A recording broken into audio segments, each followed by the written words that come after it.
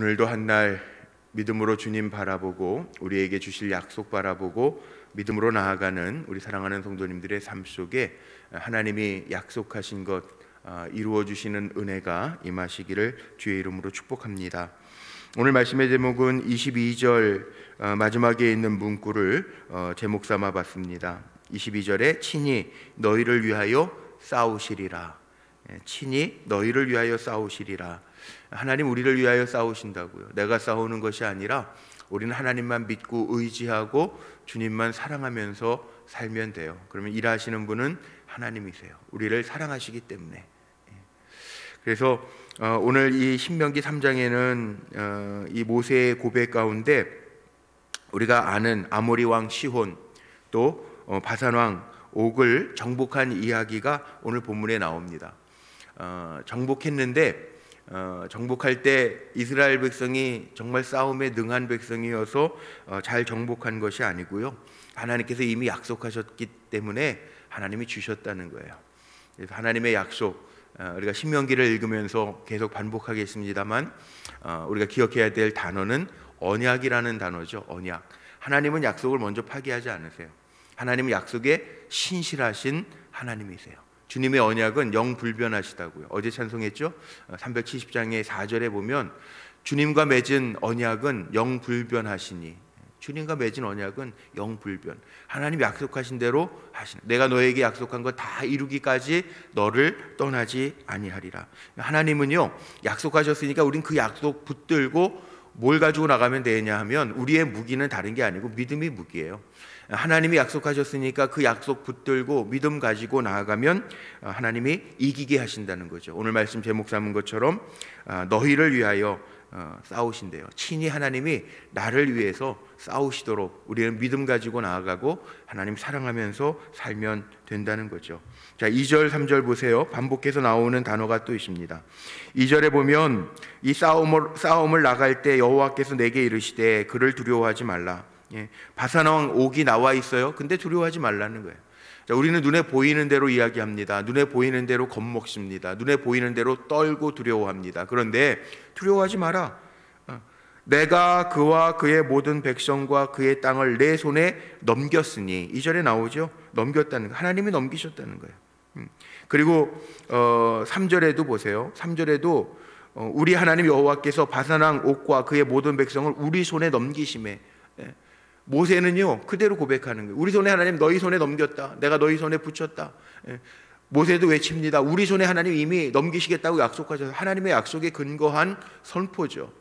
하나님의 약속에 근거해서 우리 손에 붙이셨으니까 그 성벽이 아무리 견고해도 하나님께서 약속하셨으니까, 주시기로 하나님 작정하셨으니까 겁먹지 말라는, 하나님 우리에게 주시기로 했으니까 겁먹지 말라는. 그래서 4절에 이렇게 표현되어 있습니다. 그때 우리가 그들에게서 빼앗지 아니한 성읍이 하나도 없이, 하나님 우리 손에 붙이셨으니까 빼앗긴 것 하나도 없이 다 빼앗았다는 거야. 하나도 빼놓지 않고 다 빼앗았다는 거야. 자, 여기 보면은 우리가 기억해야 될 게 하나 있죠. 하나님은 약속하셨으니까 우리는 그 신실한 약속을 믿고 믿음으로만 선포해도 되는데요, 우리는 보이는 대로 말하고 들은 대로 전해요. 그래서 문제가 있어요. 하나님이 약속하셨으니까 그 약속 믿음으로 가면 되는데 늘 문제는 그게 안 돼요. 단 갈렙과 여호수아는 그들이 하나님이 우리에게 약속하셨으니까 본 건 똑같은 걸 봤지만, 기골이 장대하고 견고한 성읍을 봤지만 정탐하고 와서 뭐라고 이야기합니까? 그들은 우리의 밥이라. 그들은 우리의 밥이라. 이게 맞잖아요. 하나님이 약속하신 거에 근거한 거지 눈으로 본 데 근거한 게 아니죠. 근데 우리는, 저도 그럴 때가 참 많아요. 솔직히 얘기하면 눈에 보이는 거, 귀로 들리는 거 들으면 염려하잖아요. 그런데 그게 인간일 수밖에 없는데, 그래도요 빨리 우리는 되돌려야 될 게 있어요. 하나님의 약속이 뭐지를 찾아야 돼. 하나님의 약속이 뭐지? 그리고 원위치 하는 거예요. 하나님의 약속하신 자리를 원위치 하는 거. 이게 승리할 수 있는 비결이에요. 여호수아와 갈렙은 그렇게 갔어요. 그래서 이 못합니다 이거는요 오늘 뒤에 결론에 그렇게 나오죠. 아모리 왕 시혼 바산 왕 옥과의 싸움에서 이겼는데, 이겼음에도 불구하고요 모세의 마음은 어떤 마음이에요? 25절에 보니까 구하옵나니 나를 건너가게 하사 저 아름다운 땅, 하나님이 약속하신 땅 레바논을 보게 하여 주옵소서 하되, 26절 여호와께서 너희 때문에 이게 너희 때문에 내게 진노하사 내 말을 듣지 아니하시고 내게 이르시기를 그만해도 족하니 이 일로 다시 내게 말하지 마라. 너희 때문에. 무슨 얘기입니까? 못 들어가잖아요. 원망, 불평, 믿음 없음, 불순종, 이것 때문에 못 들어가요. 너는 요단을 건너지 못할 것임이라. 27절. 그리고 하나님 말씀하셔서 너는 여호수아에게 명령해서 그를 담대하게 해서 그를 강하게 해서 이 백성을 데리고 가나안 땅에 들어가라. 긍정적이고 믿음, 약속하신 그 하나님의 약속을 믿음을 가지고 그대로 갔던 사람들에게만 누리는 복이 되었다는 거죠. 오늘 이 아모리, 바산 이 땅을 점령하던 이야기들을 통해서 우리에게 주는 교훈도 이렇게 있어요. 그 다음에 경계가 나와 있지 않습니까? 모든 성벽을 다 얻어요. 멸망시켜요. 그리고 7절에 보니까 그 성읍들을 탈취한 것은 우리의 소유로 삼았고, 그리고 빼앗은 것, 아모리 족속 헤르몬산 이 두 왕에게서 빼앗은 지경들이 나옵니다. 10절에 보니까 우리가 빼앗은 것은 평원의 모든 성읍과 길르앗 온 땅과 바산의 온 땅 곧 오게의 나라 바산의 성읍 살르가와 에드레이까지니라. 그리고 이 땅들의 그 지경이 계속해서 정확하게 다 나와요.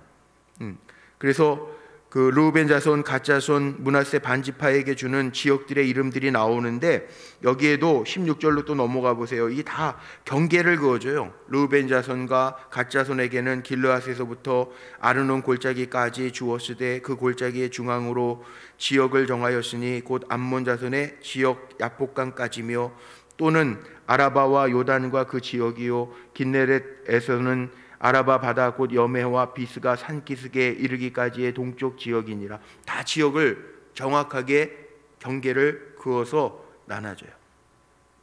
제가 민수기 하면서도 이 얘기했어요. 땅을 분배하면서 지역에 대한 경계가 단순히 물리적 땅의 크기만 생각하면 안 되고, 우리는 이 경계를 보면서 뭘 생각해야 되냐면 신앙의 경계, 영적인 경계도 반드시 바르게 해야 된다라고 하는 이야기 했어요. 이 경계라고 하는 것은 선이죠, 선. 하나님이 주신 그 경계가 있어요. 우리가 믿음의 백성으로 살아야 될 경계가 있어요. 그러니까 분명하게 우리에게 주시는 땅에서 우리는 감당해야 될 것들이 있어요. 우리가 예를 들면 직분자로서 감당해야 될 것, 또 하나님의 백성으로서 영적으로 구별된 백성으로서 세상 속에서 살아가야 되지만 그어야 될 선이 분명히 있다는 거예요. 악한 선까지 넘나들면 하나님이 기뻐하시지 않는 거예요. 믿음을 저버리면서까지 불순종하거나 불순종하면 그 하나님 기뻐하시지 않는다는 거죠. 우리는 순종의 선을 분명히 긋고 우리는 하나님 기뻐하시는 삶을 살아가야 된다라는 거죠. 그 다음에 나오는 게 뭡니까? 20절 쭉 넘어가면 여기에서 보면은 분명하게 또 나오는 게 있어요. 20절, 22절 다 같은 말씀인데 하나님의 행하신 일들 기억하는 거예요. 시온, 아모리 왕 시온, 바산 왕 옥에게 행하신 일들을 20절이나 22절까지 쭉 보면 기억하라는 거예요. 기억하고 하나님 우리를 위하여 친히 싸우셨다는 거예요. 21절 보세요. 21절 말씀에 보면 이와 같이 행하시리니, 마지막에 여호와께서 이와 같이 행하시리니 기억하라는 거예요. 우리의 신앙생활에 있어서 간증이 중요한 이유, 체험이 중요한 이유가 뭐냐 하면 하나님을 만났던 기억이 또 다른 문제가 우리에게 올 때, 인생에게는 문제가 계속 옵니다. 살아있는 동안에는 문제의 유형만 바뀔 뿐이지 계속 옵니다. 시험거리들이 옵니다. 쉽게 예를 들면 우리 학교 다닐 때 그런 얘기, 빨리 어른 됐으면 좋겠어, 시험 안 보게. 중간고사, 학기말고사 이런 시험들이 있잖아요. 공부를 잘하셔서 그런 애가 안 하셨는지 모르겠는데 시험 어른 되면 시험 안 보고 집에 회사 다니고 이러시니까 어른 됐으면 좋겠어, 아이들이 그러잖아요. 우리도 그랬었잖아요. 그런데 어른 되면 시험이 없어요. 중간고사, 학기말고사 같은 유형이 아니어서 그렇지 인생에 오는 시험들은 있어요. 수도 없이 살아있는 동안에는 그런 시험들이 와요. 어떤 분은 건강으로 시험이 오기도 하고, 어떤 분은 정말 믿음의 시험이 오기도 하고, 어떤 분은 재정으로 인해서 시험이 오기도 하고, 어떤 분은 사람을 통해서 시험이 오기도 하고, 시험거리들이 있어요. 앉아서 푸는 문제가 아닐 뿐이지 인생의 시험들이 다 있다는 거예요. 형태가 다른 시험들이 온다는 거예요. 그런데 그 시험들이 올 때 이길 수 있는 힘은 어디에 있느냐? 하나님 나와 함께 하셔서, 이전에 치렀던 시험이 있어, 하나님 그때도 너무나도 힘들고 어려운, 내가 풀 수 없는 시험이라고 생각했는데 하나님 풀어주셔서, 그것이 우리의 마음속에 남아있으면 간증이 되고 힘이 되어서 이길 수 있다는 거죠. 또 다른 시험이 와도, 그래, 내가 하나님의 약속을 저버리지 않는 한 하나님은 나를 버리지 않으셔. 그 믿음으로, 사람이 혹 부모가 자녀를 잊을지라도, 부모가 자녀를 잊지 않겠지만 부모가 자녀를 잊을지라도 하나님은 나를 안 잊으셔.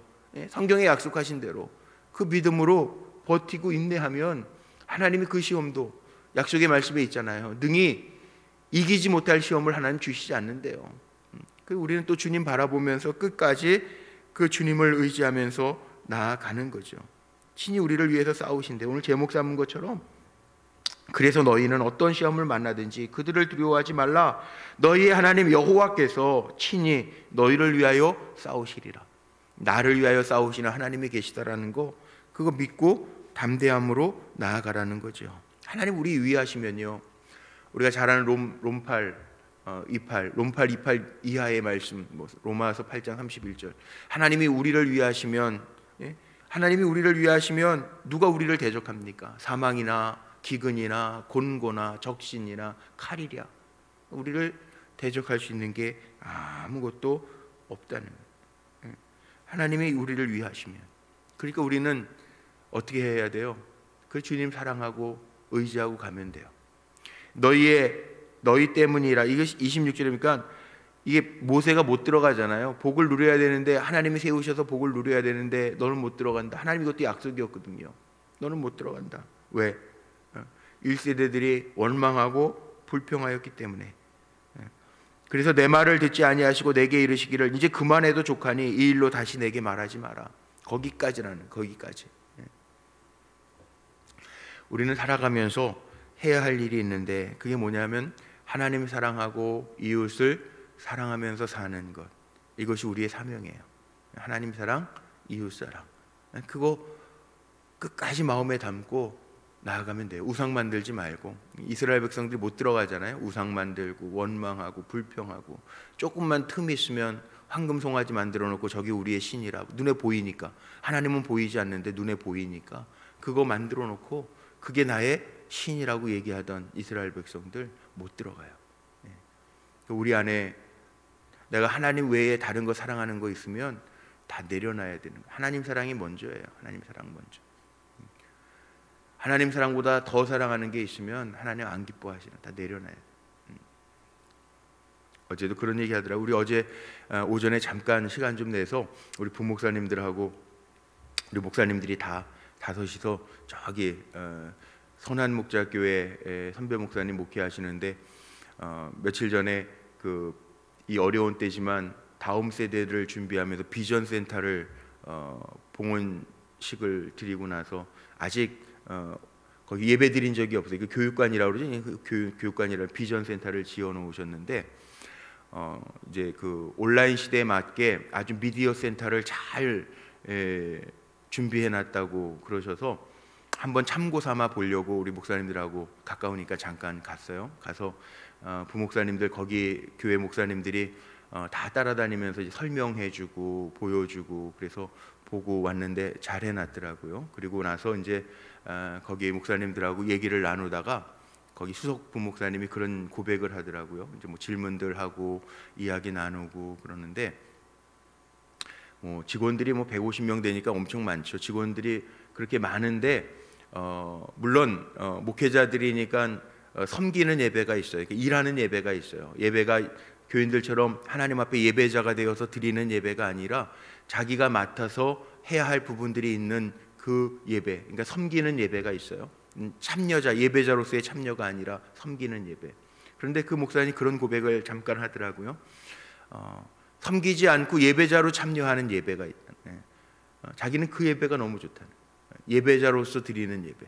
그러니까 일하지 아니하고, 물론 행정목사님대로 또 방송실이나 교구를 챙겨야 될 목사님들은 그런 거 하지만, 그렇지 아니하고 많은 예배 가운데 예배자로 참여해서 하나님 앞에 집중하는 예배가 드려질 때 자기는 행복하다는 거예요. 목회자도 그런 거죠. 섬기는 예배가 아니라 참여하는 예배, 하나님 앞에 전심으로 사랑을 고백하면서 예배에 집중할 수 있는 예배 드릴 때 행복하다. 그 고백을 들으면서 제 마음에도 그런 생각이 들더라고요. 일 잘하는 것도 중요합니다. 다 중요하고 또 나에게 맡겨진 있어요. 섬기는 예배가 있어요.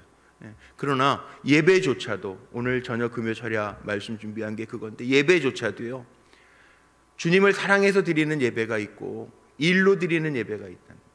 그 일로 드리는 예배는 어떻게 보면 뭘 하든지, 오늘 우리 성도님들이 또 한 날을 사실 텐데, 내가 먹든지 마시든지 출근하든지 배움을 갖든지, 그것이 그냥 내 기쁨 만족을 위해서가 아니라 이것이 하나님 사랑과 어떻게 연결되어져야 되는지를 우리는 생각하면서 살아야 된다는 거죠.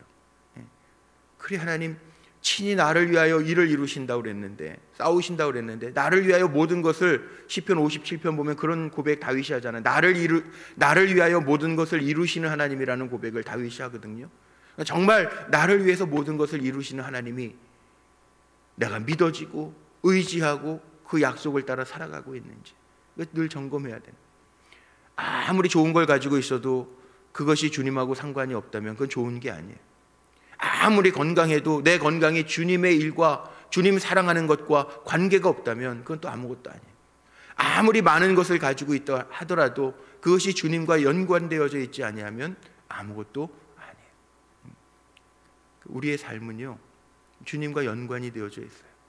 그래서 이 모세의 고백 속에도 있잖아요. 모세는 구하옵나니 나로 건너가게 하사. 그런데 하나님의 약속이 먼저라니까요. 너는 거기까지니까 다시 내게 말하지 말라. 하나님 그렇게 말씀하셨다. 그 비스가 산 꼭대기에서 나중에 신명기 31장 이후에 가면 모세도 최후를 맞이해요. 우리 안에 끝까지 하나님의 약속에 순종하고 주님 사랑하는 마음으로 뭘 하든지 달려갈 수 있는 저와 여러분 모두가 되셔서 최후 승리의 기쁨을 누리는 귀한 종들이 되시기를 주님의 이름으로 축복합니다. 기도하시겠습니다.